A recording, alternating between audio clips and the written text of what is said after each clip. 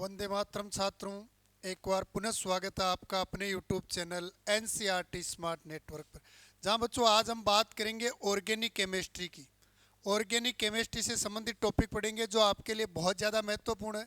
Chemistry से अगर बात करें हम, तो केमिस्ट्री के जितने भी हम पदार्थ या टॉपिक पढ़ते हैं उनमें सबसे ज़्यादा महत्वपूर्ण जो केमिस्ट्री होती है वो होती है ऑर्गेनिक केमिस्ट्री। और आज हम स्टार्ट करेंगे ऑर्गेनिक केमिस्ट्री। तो देखो, ऑर्गेनिक केमिस्ट्री में सबसे पहले बात एक बार मैं हल्का सा आपको बता देता हूँ। अपनी ये रसायन विज्ञान जिसे हम केमिस्ट्री कहते हैं, रसायन विज्ञान या केमिस्ट्री की बात करें हम, तो केमिस्ट्री या रसायन विज्ञान तो क्या होती है जिसमें आप पदार्थों का अध्ययन करते हो। केमिस्ट्री में क्या करते हो आप? पदार्थों का अध्ययन। और केमिस्ट्री में ये पदार्थों का जो अध्ययन किया जाता है इसको 3 शाखाओं में किया जाता है बच्चों। यानी अपने रसायन विज्ञान की टोटल 3 शाखाएं होती है। एक होती है आपके ऑर्गेनिक केमिस्ट्री, ऑर्गेनिक केमिस्ट्री जिसको आप कह सकते हो कार्बनिक रसायन, कार्बनिक रसायन। दूसरी होती है अपने इनऑर्गेनिक केमिस्ट्री, इनऑर्गेनिक केमिस्ट्री अकार्बनिक रसायन, अकार्बनिक रसायन। और तीसरी होती है आपके फिजिकल केमिस्ट्री, अकार्बनिक रसायन, इनऑर्गेनिक केमिस्ट्री। और तीसरी होती है आपके फिजिकल केमिस्ट्री, फिजिकल केमिस्ट्री भौतिक रसायन, भौतिक रसायन। तो यहाँ पर अपने को इनमें हल्का सा एक बार हिंट देखना है कि भाई किस में किस पदार्थ का अध्ययन करते हैं। तो बात करें ऑर्गेनिक केमिस्ट्री की, तो बच्चों ऑर्गेनिक केमिस्ट्री में कार्बनिक पदार्थों का अध्ययन करते हैं, कार्बनिक पदार्थ का। कार्बनिक पदार्थ का अध्ययन जिस विज्ञान में करते हैं वो होती है आपके ऑर्गेनिक केमिस्ट्री या कार्बनिक रसायन। और अकार्बनिक रसायन जो होती है इसमें बात करते हैं हम अकार्बनिक पदार्थ, यानी लवण जो होते हैं आपके अकार्बनिक पदार्थों का अध्ययन जो आपके किया जाता है वो किया जाता है इनऑर्गेनिक केमिस्ट्री में। और तीसरी होती है आपके भौतिक विज्ञान। तो बच्चों भौतिक विज्ञान में हम पदार्थ की जो भौतिक अवस्थाएं होती है, ठोस, द्रव और गैस, उनसे रिलेटिव जितने भी नियम होते हैं, तो पदार्थ की भौतिक अवस्थाओं से संबंधित नियम, पदार्थों की भौतिक अवस्थाओं से संबंधित नियमों का अध्ययन, नियमों का अध्ययन किया जाता है। यह आपके एक जनरल बात है जो हम पहले भी कर चुके हैं इसके बारे में। तो ये आपको इतना सा ध्यान रखना है कि रसायन विज्ञान मतलब पदार्थों का अध्ययन, द्रव्य के बारे में अध्ययन। और रसायन विज्ञान में जब अध्ययन की बात आती है तो ऑर्गेनिक केमिस्ट्री के अंतर्गत अध्ययन किया जाता है कार्बनिक पदार्थों का, इनऑर्गेनिक में अकार्बनिक पदार्थों का। और फिजिकल केमिस्ट्री में हम कार्बनिक और अकार्बनिक पदार्थ यानी पदार्थों की जो आपके भौतिक अवस्थाएं होती है, ठोस, द्रव, गैस, उनसे संबंधित अध्ययन या उनसे रिलेटिव जितने भी नियम होते हैं उन नियमों को और उन नियमों के डेरिवेशन का अध्ययन किसमें करते हैं? फिजिकल केमिस्ट्री में। तो बच्चों यहाँ से अब अपना टॉपिक स्टार्ट होता है। ये तो नॉर्मल जानकारी थी, इसके बारे में आपको कुछ नहीं करना है। अब अपना नया स्टार्ट करते हैं। आज हम ऑर्गेनिक केमिस्ट्री, ऑर्गेनिक केमिस्ट्री जो आपको यहाँ से लिखना प्रारंभ करना है, नोट्स बनाने हैं आपको। ऑर्गेनिक केमिस्ट्री, कार्बनिक रसायन, यहाँ से आपको व्यवस्थित नोट बनाने हैं। कार्बनिक रसायन बहुत बढ़िया टॉपिक है, इसमें कोई भी समस्या हो तो आप वापस बोल सकते हो। इसको पुनः आपको रिपीट करवा दिया जाएगा, कंप्लीट तरीके से समझाया जाएगा। तो यहाँ से प्रॉपर रूप से नोट्स बनाने और उनको अच्छे से समझना है। तो बात करते हैं बच्चों कार्बनिक रसायन, तो ऐसी रसायन, ऐसी रसायन विज्ञान या ऐसी रसायन जिसमें कार्बनिक पदार्थों, कार्बनिक पदार्थों के बारे में अध्ययन किया जाता है, अध्ययन किया जाता है, अध्ययन किया जाता है, उसे कार्बनिक रसायन कहते हैं। तो कार्बनिक रसायन में आपको किसका अध्ययन करना है? कार्बनिक पदार्थों का। तो रसायन विज्ञान या केमिस्ट्री की ऐसी ब्रांच जिसमें ऑर्गेनिक कंपाउंड्स के बारे में आप अध्ययन करते हो उसे बोलते हैं ऑर्गेनिक केमिस्ट्री। क्लियर। अब बच्चों इसी में बात कर लेते हैं अपने जो कार्बनिक पदार्थ है वो क्या होते हैं। तो यहाँ पर ले लेते हैं हम कार्बनिक पदार्थ। कार्बनिक पदार्थ, तो देखो कार्बनिक पदार्थ के लिए हम अगर देखें नाम से तो हम कह सकते हैं कार्बन से बने पदार्थ, कार्बन से निर्मित पदार्थ, ये कह सकते हैं कार्बन से निर्मित पदार्थ, कार्बन से निर्मित पदार्थ। इसके नाम के आधार पर देखें तो कार्बन से बने पदार्थ जो होते हैं वो कार्बनिक पदार्थ होते हैं। और जब प्रारंभ में कार्बनिक अकार्बनिक पदार्थों का वर्गीकरण किया गया था तो कार्बनिक पदार्थों के लिए कहा गया था जीवों से निर्मित पदार्थ, जीवों से निर्मित या पदार्थ प्राप्त, निर्मित या प्राप्त पदार्थ कार्बनिक पदार्थ कहलाते हैं।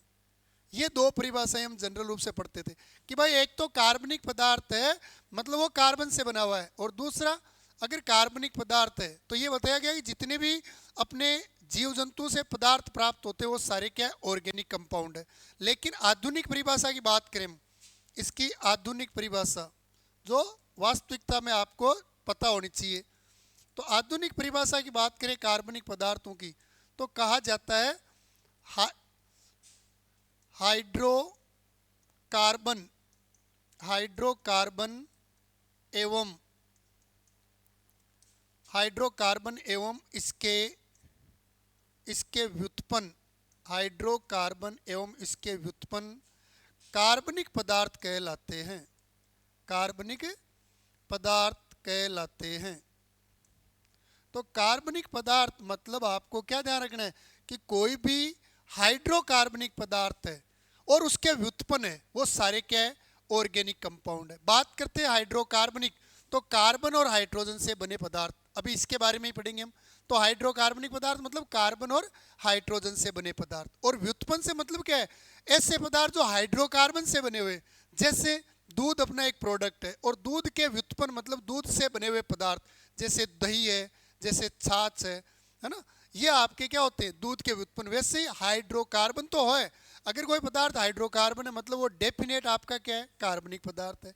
और हाइड्रोकार्बन के व्युत्पन्न यानी हाइड्रोकार्बनों से जो पदार्थ बने वो भी आपके कार्बनिक पदार्थ होते हैं। यहां से लिखना प्रारंभ करता है, एक बार इसका स्क्रीनशॉट लो आप।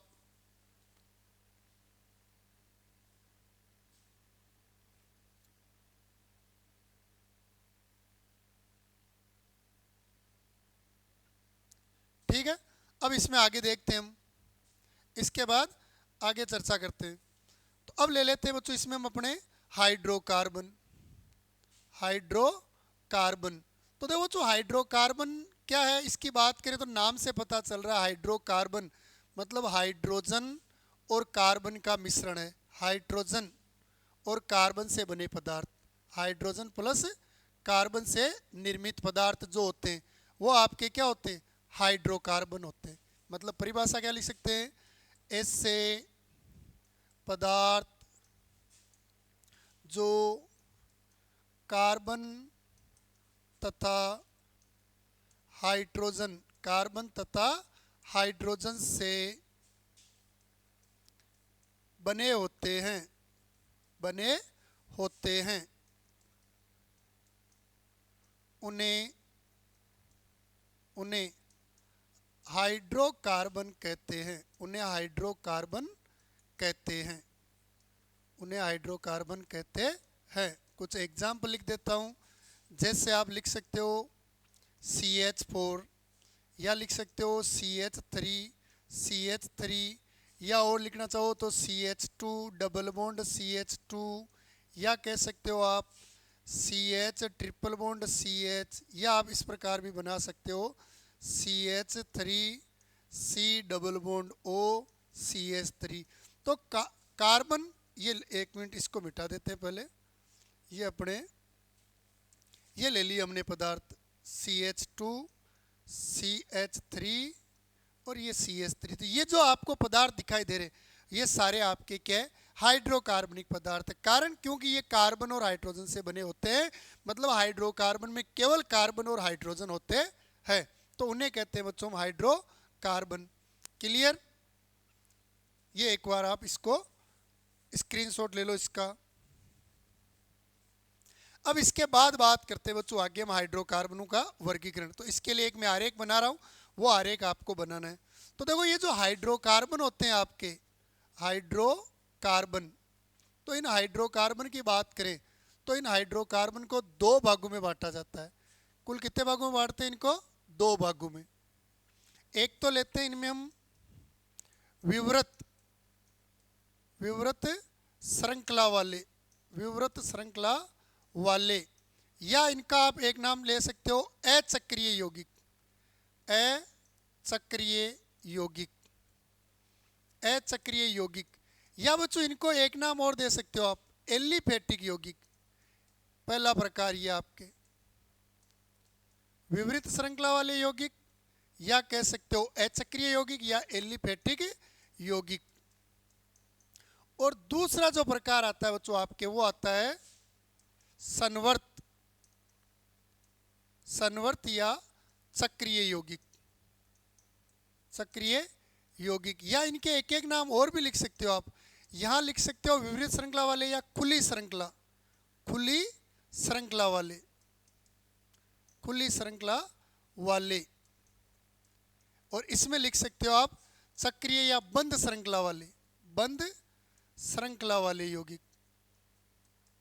ये आपके हाइड्रोकार्बनिक पदार्थ जो है, इनके मुख्य दो भाग, यानी सभी हाइड्रोकार्बनिक पदार्थों को मोस्टली दो भागों में बांटा गया है। विवृत श्रृंखला वाले या खुली श्रृंखला वाले, जिन्हें दूसरा नाम देते हैं अचक्रीय यौगिक, या इन्हीं को एलिफेटिक यौगिक भी कहते हैं। और दूसरा प्रकार होता है संवर्त या चक्रीय यौगिक या बंद श्रृंखला वाले यौगिक। अब बच्चों ये जो विपरीत श्रृंखला वाले यौगिक है, इनको पुनः दो भागों में बांटा गया आपके। एक होता है आपके संतृप्त और एक होते हैं आपके असंतृप्त। दूसरा प्रकार है असंतृप्त। संतृप्त कार्बनिक यौगिक या हाइड्रोकार्बन, और एक आपके असंतृप्त। संतृप्त जो होते हैं इनमें आपके सभी एल्केन आते हैं। संतृप्त में कौन आते हैं? सभी एल्केन। और एल्केन की अभी पहचान के लिए आप इतना याद रखो, कार्बन कार्बन में एकल बंध। और ये असंतृप्त जो होते हैं बच्चों, ये दो होते हैं। एक तो आपके सभी एल्कीन, सभी एल्कीन, और एल्कीन इतना याद रखो आप, कार्बन कार्बन में डबल बंध, ठीक है। और इन्हीं में दूसरा प्रकार होता है आपके एल्काइन, सभी एल्काइन। और ये जो सभी एल्काइन है, इनकी पहचान की बात करें तो इनमें कार्बन कार्बन के मध्य त्रिबंध होता है। तो ये आपके विपरीत श्रृंखला वाले या खुली श्रृंखला वाले या अचक्रीय यौगिक जो होते हैं, इनका वर्गीकरण है। इसी प्रकार संवर्त या चक्रीय यौगिक जो होते हैं, इनको भी दो भागों में बांटा गया है। इनको दो भागों में बांटते हम। एक तो होते हैं समचक्रीय, समचक्रीय, और दूसरा होता है बच्चों विषम चक्रीय। समचक्रीय और विषम चक्रीय यौगिक, ये दो प्रकार होते हैं आपके। एक तो समचक्रीय और दूसरा विषम चक्रीय। और वो जो समचक्रीय और विषम चक्रीय को पुनः दो भागों में बांटा जाता है। दोनों में बिल्कुल सेम प्रकार है, दोनों के ही। एलिसाइक्लिक, एलिसाइक्लिक, एलिसाइक्लिक, और दूसरा होता है इनमें, दूसरा प्रकार होता है इनका एरोमेटिक, एरोमेटिक। और ये के यही दो प्रकार विषम चक्रीय में भी है। एक तो एलिसाइक्लिक, एलिसाइक्लिक, और दूसरा प्रकार होता है आपके एरोमेटिक। बिल्कुल डिट्टो दोनों के, जो दो प्रकार समचक्रीय के, वही दो प्रकार विषम चक्रीय के भी होते हैं। तो एक बार इसका कंप्लीट स्क्रीनशॉट लो, या आपको इसी प्रकार अच्छी हैंडराइटिंग में बनाना है।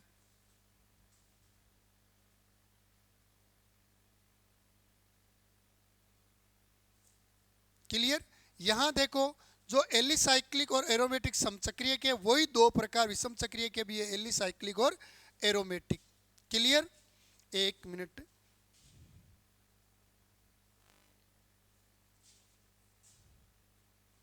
अपने पास तो ये आप बनाने। अब इनके बारे में हम विस्तार से अध्ययन करते हैं। तो देखो, सबसे पहले लेते हैं हाइड्रोकार्बन में नंबर 1 खुली श्रृंखला, खुली श्रृंखला वाले यौगिक। और एक बार इनके प्रकारों को समझने से पहले एक बार नॉर्मली कार्बन के बारे में अध्ययन करते हैं।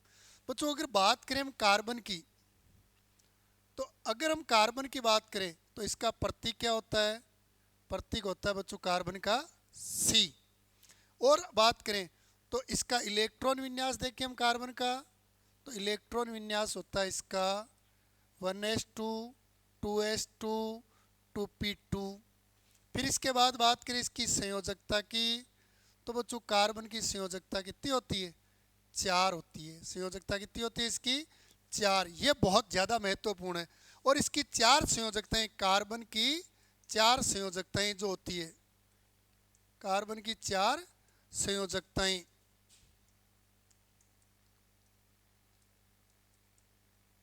निम्न प्रकार से हो सकती है। यानी कार्बन में जो 4 संयोजकताएं हैं वो कैसे कैसे हो सकती है, वो देखो ये काम की चीज़ है। कार्बन पर 4 सिंगल बंद हो सकते हैं। कार्बन जो होता है इस पर 1 डबल बंद और 2 सिंगल बंद होते हैं, जिनको आप ऐसे लिख सकते हो। आप चाहो तो इसको ऐसे भी लिख सकते हो, आप चाहो तो इसको इस प्रकार भी लिख सकते हो, आप चाहो तो इसको इस प्रकार भी लिख सकते हो। यह आपके 4 सिंगल बंद हो सकते हैं और 1 डबल बंद और 2 सिंगल बंद हो सकते हैं। इसके अलावा और बात करें हम,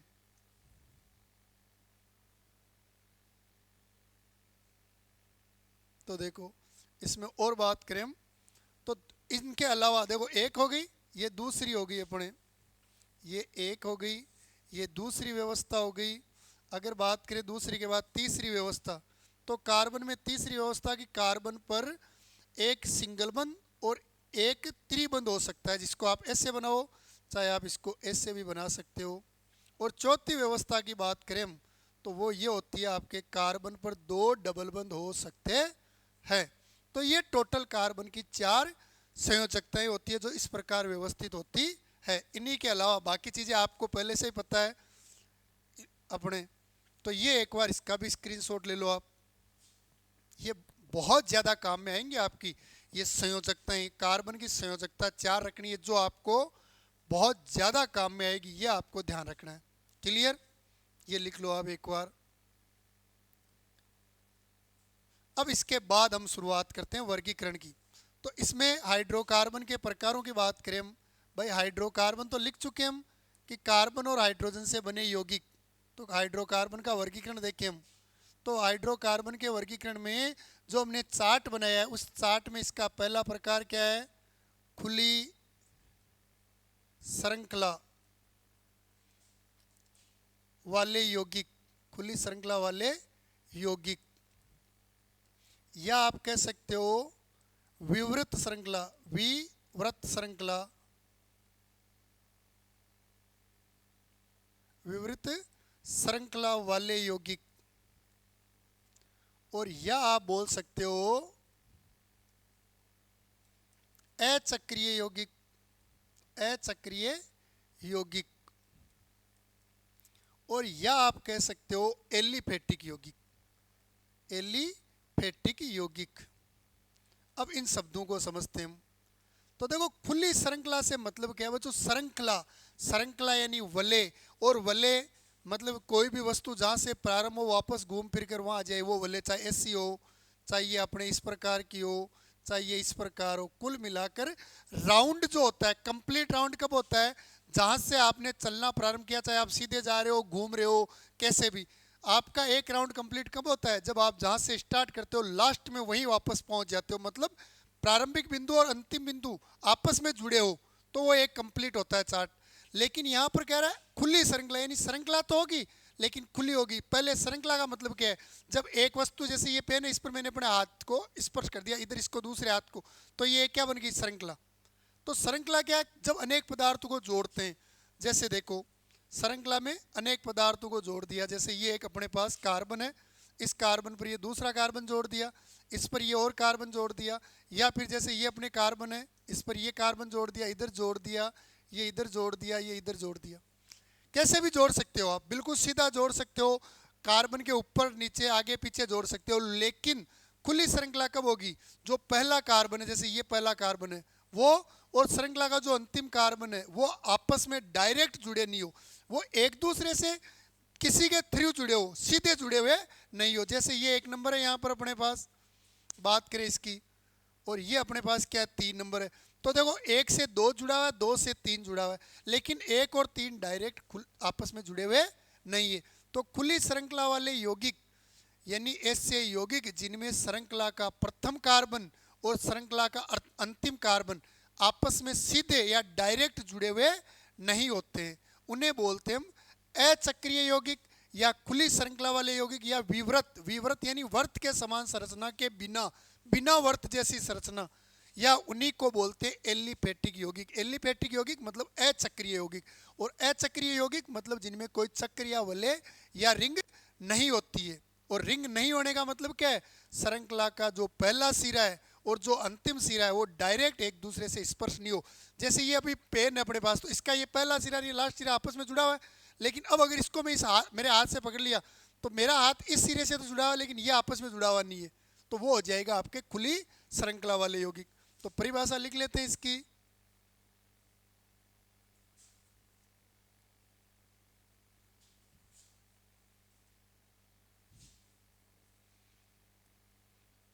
इससे हाइड्रोकार्बन, इससे हाइड्रोकार्बन जिनमें श्रृंखला का प्रथम, श्रृंखला का प्रथम कार्बन या सिरा श्रृंखला के अंतिम कार्बन या सिरे से जुड़ा हुआ नहीं होता है, जुड़ा हुआ नहीं होता है, उन्हें अचक्रीय यौगिक या खुली श्रृंखला वाले यौगिक कहते हैं। उन्हें अचक्रीय यौगिक या खुली श्रृंखला वाले यौगिक कहते हैं, वाले यौगिक कहते हैं। ये इसकी परिभाषा, एक बार इसका स्क्रीनशॉट लो आप।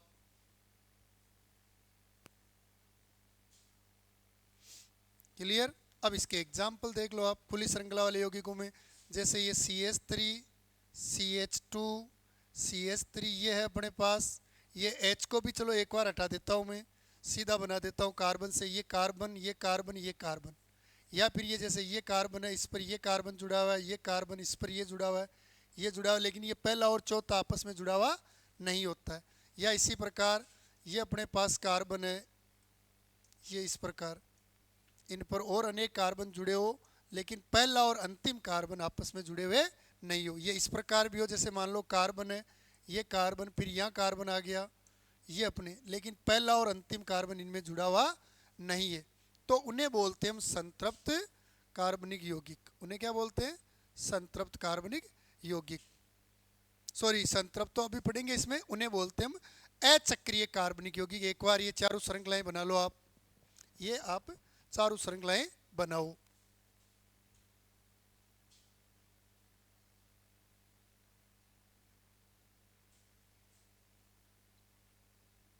ठीक है, नेक्स्ट देखते हैं। अब देखो इसी में संतृप्त कार्बनिक यौगिक में हमने कार्बन पर बात की कि भाई कार्बन पर 4 सिंगल बंध बन सकते हैं, कार्बन पर 1 डबल बंध और 2 सिंगल बंध बन सकते हैं, कार्बन पर 1 त्रिबंध और 1 सिंगल बंध बन सकता है, और कार्बन पर 2 डबल बंध बन सकते हैं। अब चूंकि हाइड्रोकार्बनिक यौगिकों की बात करें बच्चों, तो हाइड्रोकार्बनिक यौगिकों में क्या होता है, कार्बन और कार्बन के अलावा हाइड्रोजन, और हाइड्रोजन तो हमेशा एकल बंध ही बनाता है। हाइड्रोजन पर बंध केवल ही क्या बनता है, एकल। यानी कार्बन से हाइड्रोजन जुड़ेगा तो उसकी एकल बंध के द्वारा जुड़ेगा वो एक ही बंध बनाएगा। अब डबल बंध या त्रिबंध कैसे बनेगा, तो देखो एक बार इसको समझते हैं हम। अगर मान लो कार्बन एक और उस पर केवल हाइड्रोजन जोड़ने हैं आपको, तो आपको ये वाली संरचना लेनी है। ये कार्बन ले लिया और इस पर ये 4 सिंगल बंध बनाने, इस पर आप हाइड्रोजन जोड़ो, तो हाइड्रोजन केवल एकल बंध से जुड़ेगा, कभी द्विबंध या त्रिबंध नहीं बनाएगा। मान लो आपके पास कार्बन 2 है, आप इनको कैसे जोड़ सकते हो 2 कार्बन को, तो आपके पास 2 कार्बन को जोड़ने के तरीके देखो भाई। कार्बन कार्बन में एकल बंध बना सकते हो, कार्बन कार्बन में आप डबल बंध बना सकते हो, और कार्बन कार्बन में क्या बना सकते हो, त्रिबंध भी बना सकते हो। लेकिन कार्बन की संयोजकता 4 ही रखनी है। तो ये देखो इस कार्बन की एक संयोजकता 2 3 और 4, इधर देखो 1 2 3 और ये 4, सेम ऐसे इधर देखो भाई। इस कार्बन पर 2 बंध बन गए, मतलब ये 2 बंध और बन सकते हैं। इस पर 2 बने हुए हैं तो 2 और बन सकते हैं। इस पर 3 बन गए, मतलब 1 ही बन सकता है। और इन पर आपको जोड़ना क्या है, हाइड्रोकार्बन में कार्बन के अलावा केवल हाइड्रोजन होगा, तो हाइड्रोजन जोड़ दो। ये जोड़ दिया हाइड्रोजन, ये अपने। तो ये इस प्रकार इनकी जो श्रृंखलाएं बनाते हैं वो श्रृंखलाएं बनती है। ये बनती है बच्चों आपके हाइड्रोकार्बनिक यौगिकों में खुली श्रृंखला वाले यौगिक। अब देखो खुली श्रृंखला वाले यौगिकों में हमने 2 प्रकार पढ़े, अभी समझ लें। एक तो संतृप्त और एक पढ़ा है असंतृप्त, ये 2 प्रकार पढ़े। तो संतृप्त और असंतृप्त को हम अगर डायरेक्ट परिभाषित करें तो बच्चों संतृप्त उन कार्बनिक यौगिकों को कहते हैं, उन हाइड्रोकार्बनिक यौगिकों को कहते हैं। अब सुनो, हाइड्रोकार्बनिक में कार्बन पर हाइड्रोजन तो एकल बंध से जुड़ेगा, मतलब इसकी तो चर्चा ही नहीं करनी है। तो बोलना क्या है कि ऐसे हाइड्रोकार्बनिक यौगिक जिनमें कार्बन के सभी बंध एकल हो, सभी सिंगल बंध हो, अर्थात कार्बन कार्बन के मध्य जितने बंध आएंगे, जितने कार्बन आपस में जुड़ेंगे वो एकल बंध से जुड़े हो। तो ऐसे हाइड्रोकार्बनिक यौगिक जिनमें एक कार्बन दूसरे कार्बन के साथ सिंगल बंध या एकल बंध से जुड़ा होता है, उन्हें संतृप्त हाइड्रोकार्बनिक यौगिक कहते हैं। जैसे ये आपका संतृप्त हाइड्रोकार्बनिक यौगिक है, कार्बन पर एकल बंध है, तो ये भी देखो संतृप्त हाइड्रोकार्बनिक यौगिक है, क्योंकि इसमें भी कार्बन पर क्या है, एकल बंध है। फिर आता है बच्चों आपके असंतृप्त, या हम कह सकते हैं बहुबंध युक्त यौगिक। तो ऐसे कार्बनिक यौगिक जिनमें किन्हीं 2 कार्बन के मध्य, कोई भी 2 कार्बन हो, उनके मध्य क्या हो, द्विबंध हो या त्रिबंध हो। एकल बंध के अलावा द्विबंध या त्रिबंध हो, कोई भी 2 कार्बन हो उनके मध्य, यानी ऐसे हाइड्रोकार्बनिक यौगिक जिनमें 2 कार्बन आपस में डबल बंध या ट्रिपल बंध से जुड़े होते हैं, तो उन्हें बोलते हैं असंतृप्त। जैसे देखो यहाँ 2 कार्बन के मध्य आपके डबल बंध आ गया, तो ये असंतृप्त में आएगा। या त्रिबंध आ गया तो ये भी क्या आएगा, असंतृप्त के अंतर्गत आते हैं। तो ये जनरल परिभाषा है। तो सबसे पहले ये परिभाषा लिखते हैं। तो नंबर 1 आपके आ गया संतृप्त हाइड्रोकार्बन, संतृप्त हाइड्रोकार्बन। तो परिभाषा क्या हो जाएगी, ऐसे हाइड्रोकार्बन, ऐसे हाइड्रोकार्बन जिनमें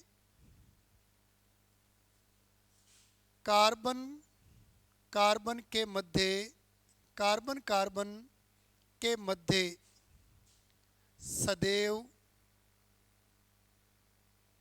एकल बंध उपस्थित होता है, एकल बंध उपस्थित होता है, उन्हें संतृप्त हाइड्रोकार्बन कहते हैं, उन्हें संतृप्त हाइड्रोकार्बन कहते हैं। ये इनकी परिभाषा हो जाएगी। और एग्जाम्पल की बात करें तो सभी एल्केन, जितने भी एल्केन है वो सारे आपके संतृप्त हाइड्रोकार्बन होते हैं।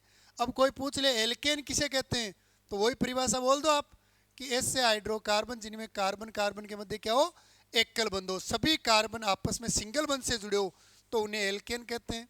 जैसे ये कार्बन पर 4 हाइड्रोजन जोड़ दिए, या ये CH3 सिंगल बंध CH3, या ये देख लो आप CH3 सिंगल बंध CH, इस पर ये जोड़ दिया CH3, ये आगे जोड़ दिया CH3, सब आपस में सिंगल बंध से जुड़े हुए हैं।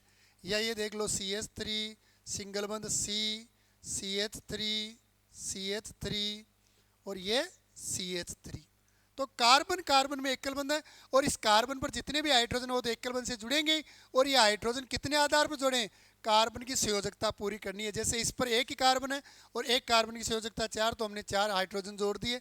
एक कार्बन की संयोजकता 4 होती है, कार्बन कार्बन में एकल बंध है, मतलब 3 हाइड्रोजन इस कार्बन पर 3 इस पर, ताकि दोनों की संयोजकताएं 4-4 हो जाए। इस कार्बन पर देखो एकल बंध है, 3 हाइड्रोजन मतलब संयोजकता 4। इस कार्बन पर देखो 3 तो सिंगल बंध आ गए, 1 हाइड्रोजन मतलब संयोजकता 4 होगी। यही सेम पोजीशन ये है, 3 हाइड्रोजन एक बंध, 3 हाइड्रोजन एक बंध, मतलब चारों वैलेंसी क्या है, कंप्लीट है। यहाँ देख लो इस कार्बन पर केवल 4 बंध ही है, क्योंकि कार्बन की संयोजकता 4 होती है तो हाइड्रोजन है ही नहीं। लेकिन इन पर देखो एक एक बंध है, मतलब 3-3 हाइड्रोजन एकल बंध से जुड़े हुए है। इसका स्क्रीनशॉट लो और ये आपको बनाना है। ये सारा वर्क आपको फेयर बुक में करना है, फेयर नोटबुक में करना है।